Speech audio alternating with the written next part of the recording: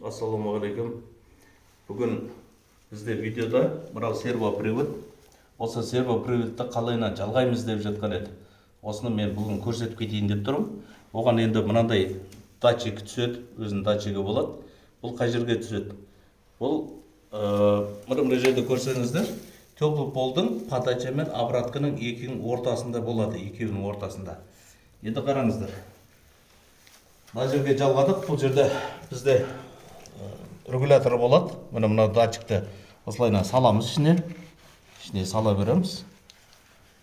Бір жағында датчик.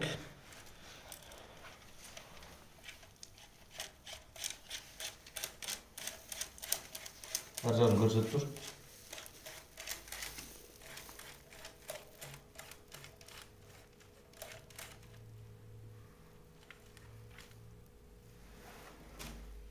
Мінекей. Датчигіміз шықты. Осы датчигіміз шықты. Кішкене ғана тартып қоямыз. Енді біз не істейміз оны? Осыны бетонды құйған кезінде, стяжканы істеген кезінде, мынаның ішіне бетон кіріп кетпеу үшін осыны изолянтымен аузын жауып тастаймыз. Изолянтымен аузын жауып тастаймыз. Осылайынан аласыздар да толық жауып қоясыздар.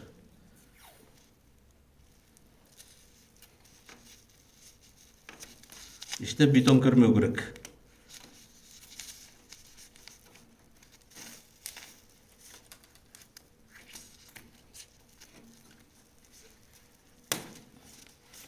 Мінекей.